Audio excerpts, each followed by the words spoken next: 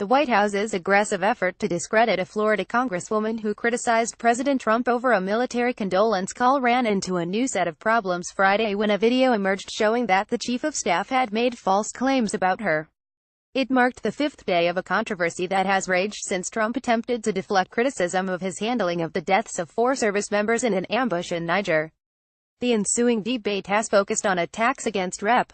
Frederica S. Wilson DFLA that have proved to be inaccurate but that the White House has refused to back away from, with the latest episode ensnaring Chief of Staff John F. Kelly, a decorated retired Marine general. The escalating political mudfight has overshadowed the grief of Maisha Johnson and the heroism of her dead husband, Sergeant David Johnson, who gave his life for his country. Trump aides Friday stood by Kelly's contention that Wilson had boasted about her role in winning funding for a federal building, even after video of her remarks emerged and showed that he was wrong. In a rare appearance before reporters a day earlier to defend Trump's calls to grieving military families, Kelly suggested that Wilson was like empty barrels making the most noise while recalling her appearance at a 2015 event that he attended to christen a new FBI complex in Miami. Wilson has come under heavy criticism from Trump and his supporters for publicly accusing the president of being insensitive in a phone call to Johnson 2 weeks ago, after her husband died in the line of duty. White House Chief of Staff John F. Kelly accused Rep. Frederica S. Wilson DFLA of grandstanding at a 2015 event to honor fallen FBI agents. Video from the event shows that his claims were inaccurate. Jabin bots for the Washington Post, but video of Wilson's 9-minute speech at the 2015 event posted by the Sun-Sentinel of Fort Lauderdale shows that she spoke solely about her efforts to get the building named after 2 fallen FBI agents, praised the agents for their service and thanked colleagues in Congress from both parties. Instead of backing down, White House Press Secretary Sarah Huckabee Sanders piled on Friday and said Kelly was justified in accusing the lawmaker of grandstanding, despite erring on the facts. As we say in the South, all hat, no cattle, Sanders said of Wilson, an African-American who is known for wearing brightly colored cowboy hats. Sanders also attempted to shift the debate away from Kelly's inaccuracies to instead focus on his personal integrity. If you want to get into a debate with a 4-star Marine general, I think that's something highly inappropriate, she said. In an interview with Fox Business Network taped Friday, Trump accused Wilson of debasing Kelly by suggesting that the chief of staff had defended the president at Trump's insistence, in order to keep his job. When she made that statement, I thought it was sickening, actually, Trump said. He added that Kelly is doing an incredible job and said the general, who had listened in on his call with Johnson, was offended that Wilson would make it public. Actually, he said to me, "Sir, this is not acceptable. This is really not," the president said. "Look, I've called many people, and I would think that every one of them appreciated it. I was very surprised to see this, to be honest with you."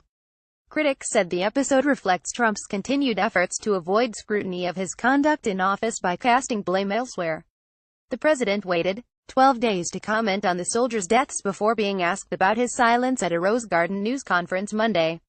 In defending himself, Trump erroneously accused former presidents of failing to call military families whose loved ones were killed in action. Trump later defended his claim by publicly disclosing that President Barack Obama had not called Kelly after his son, Robert, was killed in Afghanistan. Trump reportedly did not inform Kelly, who has resisted efforts to politicize his son's death, that he would make that information public. Kelly and his wife attended a 2011 event at the White House in honor of Gold Star families and were seated at First Lady Michelle Obama's table. "It made me sad, you know what I mean," said Amy Siskind, a former Wall Street executive who runs a women's empowerment group and compiles a running public list of the erosion of democratic norms in the Trump era. "Kelly is a good man," Siskind said. "He takes a job as chief of staff to prevent World War III, but then he lets Trump use his son, unbeknown to him, to make a political point about Obama. And then he went out and defended him." Siskind added that Kelly, brought into the White House to help rein in his boss' worst impulses, had compromised himself in trying to stick up for Trump. "Kelly created a big asterisk next to his name," she said. "But how many in the Trump regime have done that?" Wilson, a longtime family friend who helped mentor David Johnson in a local program, said she listened to Trump's conversation via speakerphone while in a car with Johnson's widow and mother. The congresswoman told reporters late Tuesday that Trump had told Maisha Johnson her husband must have known what he signed up for. She later said that Trump did not refer to David Johnson by name and that the conversation left the widow crying and shaken. Trump lashed out on Twitter the next morning, calling Wilson's account totally fabricated and stating that he had proof. Trump's subsequent revelation that Obama had not called Kelly after his son's death led to Kelly's appearance in the briefing room Thursday. In the Fox interview, Trump insisted that he did speak David Johnson's name in his conversation with his widow. At the White House, Sanders accused reporters of fanning the flames of a sensational story. "It should have ended yesterday after General Kelly's comments," she said. "But it didn't. It's still the bulk of the coverage on most every TV you turn on and most every newspaper that you open up today." She did not mention that Trump had tweeted again about the issue late Thursday, nearly 8 hours after Kelly's briefing room appearance. "The fake news is going crazy with wacky Congresswoman Wilson D., who was secretly on a very personal call and gave a total eye-on content," Trump wrote. In his defense of Trump on Thursday, Kelly accused Wilson of selfish behavior.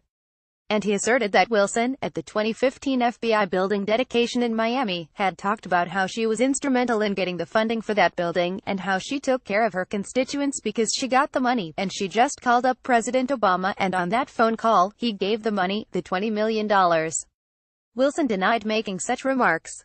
The Sun Sentinel video shows that she recounted how she went into attack mode to ensure that Congress and Obama expedited a bill to name the building after the two fallen FBI agents in about 4 weeks. When initially told that such legislation could take as long as a year, Wilson recalled, "I said, I'm a school principal, and I said, excuse my French, hell no, we're going to get this done." She spread credit, offering praise for then House Speaker John A. Boehner, Ohio.